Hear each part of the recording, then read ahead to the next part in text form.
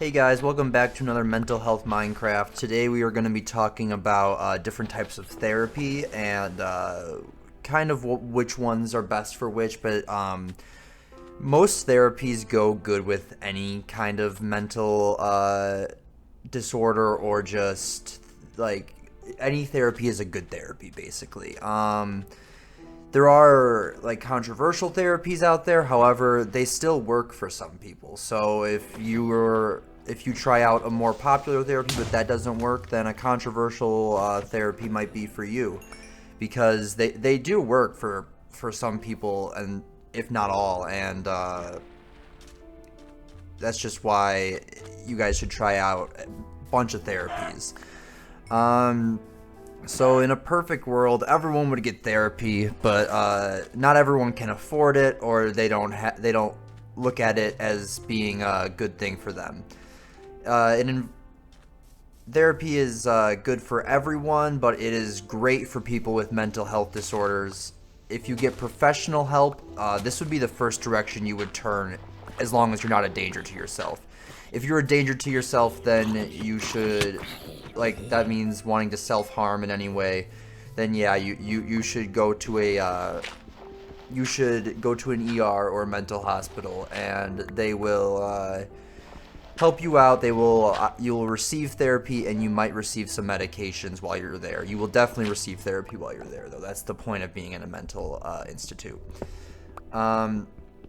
All right, so we're going to go into our different approaches to therapy, or different forms of therapy. There are like broad forms, and then each broad form has a bunch of different therapies inside it.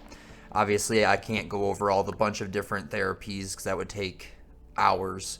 So I'm just going to go over I think 4 forms of therapy there are. Well, there's 5 I'm going to go over. All right, so the first form is psychoanalysis. Psychoanalysis is a very popular approach to therapy that has been studied and modified for a long time. It was actually Sigmund Freud was the one that came up with it.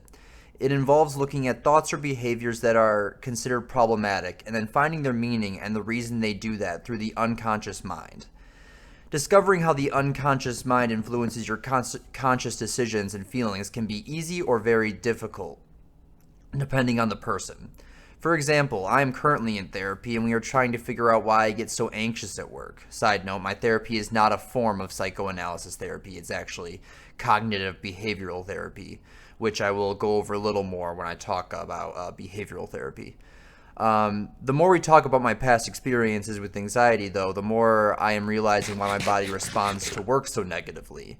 Now, I personally have not been able to fully figure out why I get so anxious about work, but I am getting there. That is just an example of how easy psychoanalysis can work, but it just works really well for me, so it could not work well for other people. However, some people may need to go farther than just talking, and that is when dream therapy and hypnosis can come into play. I'm not going to go over those. If you guys want to look them up, you can. I'll go over them in later videos, most likely, because hypnosis in particular is super interesting to me, because I never knew that stuff worked until I started taking psychology, and it does work pretty well. It's actually a very popular therapy that seems to work. It is a little controversial, though. That is a controversial therapy. All right, the next form is behavioral therapy. Behavioral therapy is another approach to therapy that focuses on normal and abnormal thinking. The basic belief of this therapy is that abnormal thoughts create abnormal actions. That is where conditioning comes in. Conditioning is reinforcing or punishing the subject for thinking, saying, or doing a certain thing. This therapy is best for children who misbehave a lot and for people with phobias. One of the most well-known form of this approach is desensitizing. This involves a person with a phobia most of the time, if not all the time. They are then exposed to this phobia, so they slowly but surely get used to it and are no longer afraid. Probably the most popular form of behavioral therapy is cognitive behavioral therapy, which I talked a little bit about before. When people think of therapy, it is most likely cognitive behavioral therapy. While cognitive behavioral therapy is technically what I'm doing, psychoanalysis is one of many ways to do cognitive behavioral therapy. It's more of like a step, I would say. Psychoanalysis is a step in cognitive behavioral therapy. It is not the whole thing. This type of therapy has many different ways of going about things, so I can cover it in a different video if you guys would like me to. I need to see at least one comment, and I'll do it. Please comment before the bots do. I keep falling for their tricks, and now I have 10 viruses. Alright, so anyways, the next form of therapy is cognitive therapy. Its primary objective is just to focus on the thoughts you have rather than focusing on how a patient acts or doing both at the same time, focusing on the thoughts and how they act. This therapy is driven by the belief that bad thoughts create bad emotions and bad thoughts create more bad emotions, and so on and so forth. So the therapist's goal is to stop the bad thoughts from happening. I call them bad thoughts, but when I use bad, it's a replacement for dysfunctional. I just don't want to plagiarize. Cognitive therapy is an option for people, but it is just not practiced as much as cognitive behavioral therapy and psychoanalytic therapy.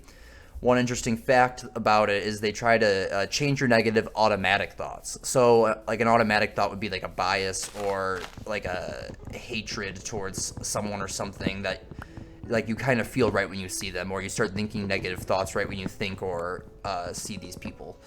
All right, that's basically cognitive therapy. There's not a lot to go in for there.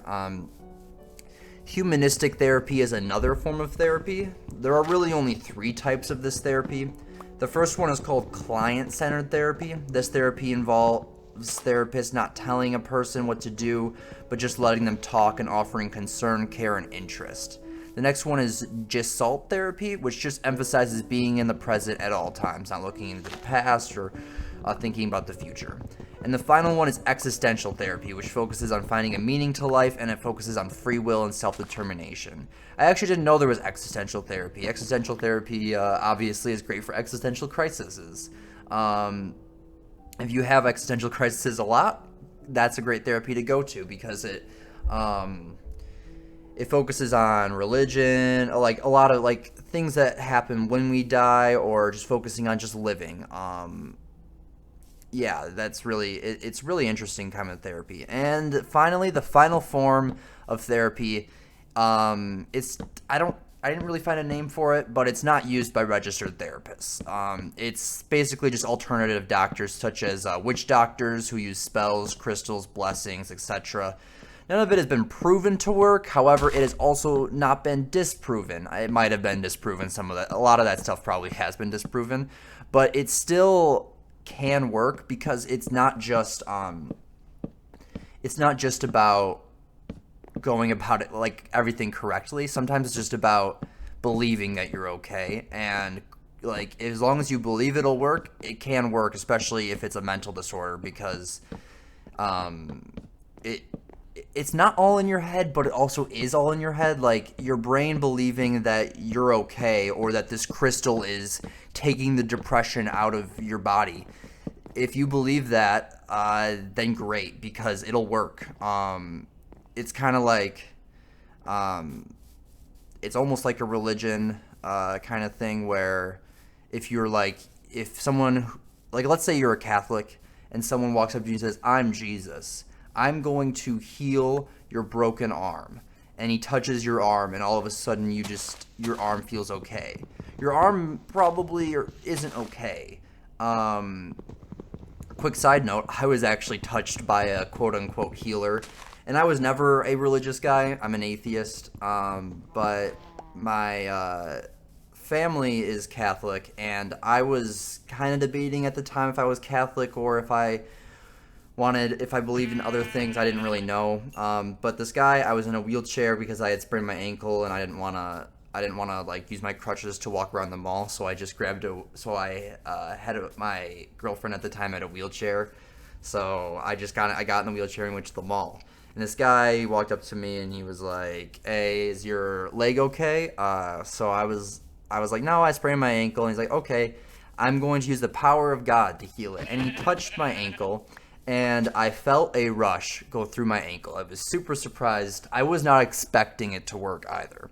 I stood up, and I stood up without any pain. And that like, my ankle at the time was so destroyed. Like, I should not have been able to stand up without feeling like a good amount of pain. And I was able to walk on it. I did have a hard cast, So I don't know that, like, there could be some science behind why it didn't hurt, or just the fact that some part of me believed that it would work, and it did hurt like not even 10 minutes after. It also could have been like a mind trick that the guy played on me. Anyways, that's just a little side story that I had. That stuff can work though. That's just a story to explain. I didn't really believe it would work, and it worked for 10 minutes. 10 minutes is still working, while it didn't really help afterwards, but it's a little different for people with mental illnesses or mental broken arms, basically. Because if someone touched my head and I was super anxious and they were like, I'm using the power of God to make you not anxious, and I believed it, and I believed in God, then I would think that it might work. It's just a whole psychological thing that's hard to explain. All right, guys. Well, thanks for watching. Sorry if I bored you guys, but giving basic information out about therapy is super important. And for the people who watch this video looking for help, just use the links I have down below under my credits. Anyways, stay mentally well and have a great week, guys.